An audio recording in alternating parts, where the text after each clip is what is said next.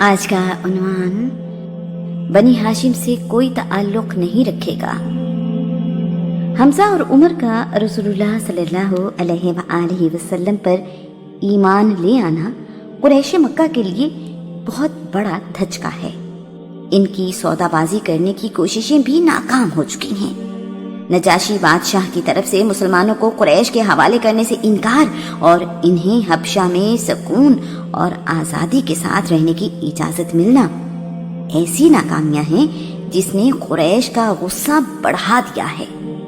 ابی طالب کی کوشش سے بنی ہاشم معاہدے کے پابند ہیں کہ وہ ہر صورت میں رسول اللہ کی حفاظت کریں گے، خواہ وہ ایمان لائے ہیں یا نہیں۔ اب قریش یہ سمجھ چکے ہیں کہ ان حالات میں رسول اللہ کو قتل نہیں کیا جا سکتا۔ ایسا کرنے کی صورت میں ایک لڑائی ہوگی جس میں کسی کے بچنے کی امید نہیں ہے۔ قریشی سردار چاہتے ہیں کہ رسول اللہ کو بنی ہاشم میں سے کوئی قتل کر دے۔ عرب کے قانون کے مطابق قاتل اور مقتول اپنے ہی قبیلے سے ہونے پر معاملہ جنگ کی صورت اختیار نہیں کرتا۔ اس سلسلے میں انہوں نے بنی ہاشم کے خاندان کو پیشکش کی ہے۔ اگر محمد کو کوئی ہاشمی قتل کر دے تو ہم 4 گنا دیت دیں گے۔ ایسا کرنے والے کی حفاظت کی ذمہ داری بھی ہم لیں گے۔ بنی ہاشم نے یہ پیشکش ٹھکرا دی ہے۔ قریش نے رسول اللہ کے خلاف جنگ کے دوسرے ذرائع سوچنا شروع کر دیے ہیں۔ قریش محرم 7 نبوی کی پہلی تاریخ کو مکہ کے بالائی علاقے ہجون پر جمع ہیں۔ انہوں نے فیصلہ کیا ہے اگر بنی ہاشم محمد کو قتل کرنے کے لیے ہمارے حوالے نہیں کرتے تو ہم سارے قبیلے کا سوشل بائیکاٹ کرنے کا اعلان کرتے ہیں۔ یہ منصوبہ پچھلے تمام منصوبوں سے زیادہ خطرناک ہے۔ اس کا نشانہ صرف رسول اللہ یا ان پر ایمان لانے والے نہیں بلکہ تمام ہاشمی ہیں۔ اس فیصلے سے بنی ہاشم کی تمام عورتوں، بچوں اور بوڑھوں کا نقصان ہے۔ اس طرح بنی ہاشم پر زندگی تنگ کر دی جائے گی۔ معاہدہ کچھ یوں ہے۔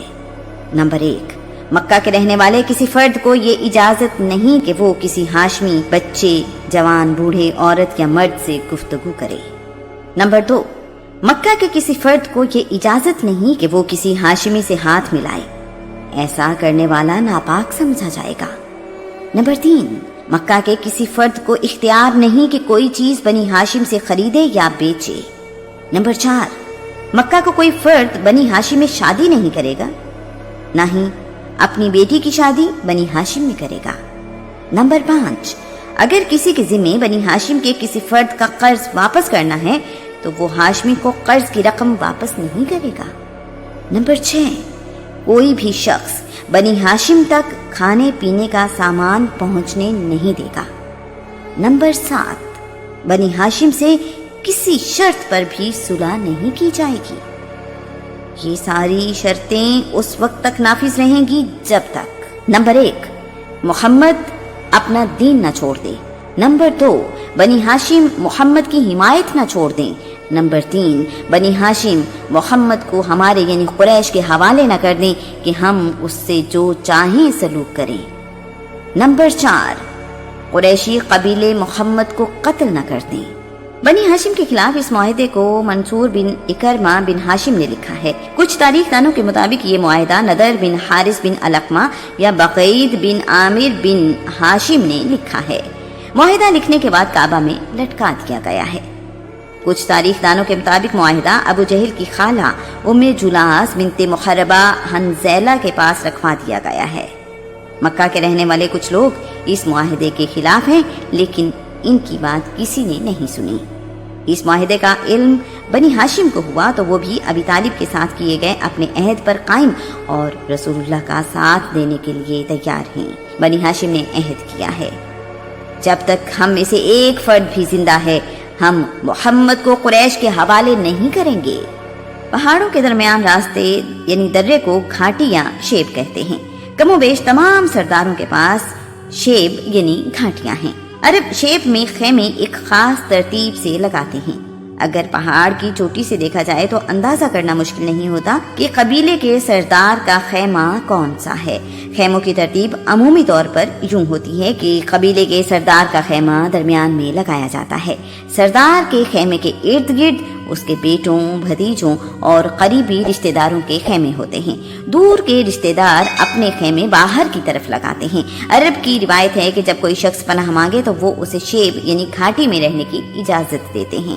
پناہ لینے والا عام گھروں میں نہیں رہتا بلکہ شہر سے باہر شیب میں رہتا ہے۔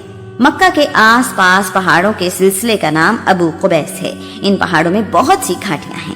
ایک گھاٹی ابی طالب کی ملکیت ہے جو انہیں اپنے والد عبد المطلب سے وراثت میں ملی ہے۔ اسے شیب ابی طالب کہا جاتا ہے۔ اس گھاٹی کو شیب بنی ہاشم اور شیب ابن یوسف بھی کہتے ہیں۔ شیب ابی طالب کعبہ سے 1 کلومیٹر دور شمال مشرق میں واقع ہے۔ آج کل اس گھاٹی کو شیب علی اور اس پہ واقع بازار کو سوق اللیل کہا جاتا ہے۔ قریش کے بائیک آؤٹ کرنے پر بنی ہاشم کے تمام لوگ شیب ابی طالب میں آ گئے ہیں۔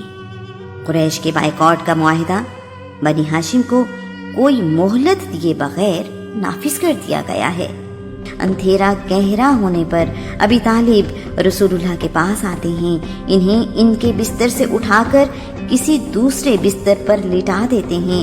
رسول اللہ کے پہلے بستر پر کبھی اپنا بیٹا، کبھی بھائی اور کبھی بھتیجا سلا دیتے ہیں۔ شیب ابی طالب میں موجود بچوں کے کھانے کے لیے کچھ بھی نہیں ہوتا۔ وہ بھوک سے بھی لگتے ہیں، جن کی آواز سن کر قریش کے کچھ لوگ خوش ہوتے ہیں اور کچھ تکلیف محسوس کرتے ہیں۔